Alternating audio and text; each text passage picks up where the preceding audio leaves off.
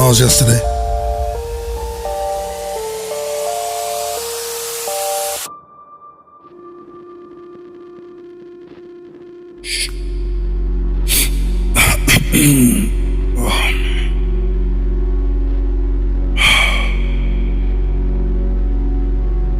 Crow didn't wake up so much as he returned to weight, to breath, to the small ache behind his ribs that showed up every morning like a familiar debt.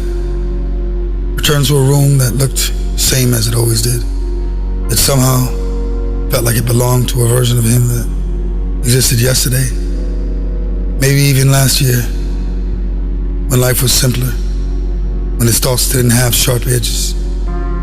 His phone lay face down on the nightstand, as if it had gotten tired of delivering the world. He didn't reach for it, not yet. Instead, he lay still and listened to the quiet, not the absence of sound. Quiet had layers, a refrigerator's hum, a far-off car rolling past, the building settling, the faint rush of wind through something outside. Quiet wasn't empty. Quiet was a room you could finally hear yourself thinking, and that was exactly why most people avoided it. Crow let his eyes rest on the ceiling. Tiny shadows moved there, the dim morning light filtering through lines and turning the room into stripes, like a barcode, like the day was already being scanned, priced, and approved or denied before he even stood up. He smiled once, thinly, not because it was funny, because it was too true. Some mornings he woke with a clear purpose, like a compass needle snapping to north. Other mornings like this one, his mind opened like a file that had been corrupted. Pieces of meaning still there, but not arranged in a way that made sense.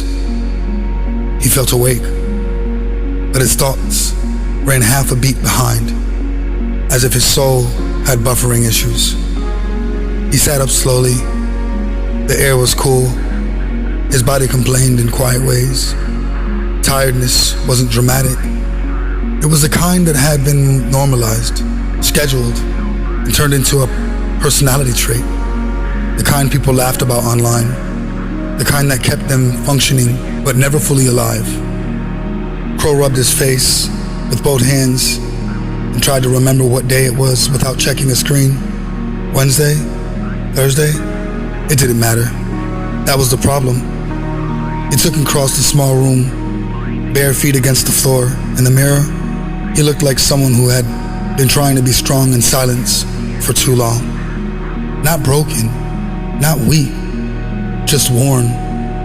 His eyes had that look, like they were always reading a second layer beneath reality.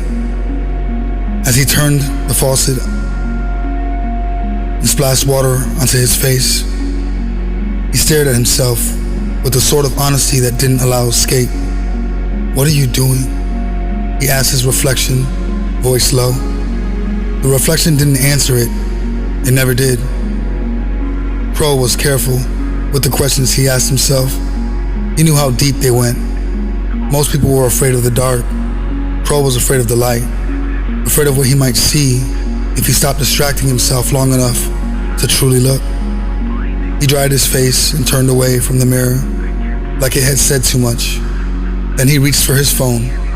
The screen hit instantly, a hungry glow of notifications, stacked like bricks. Tomorrow's Yesterday is available on Pocket FM by Samzins Creative.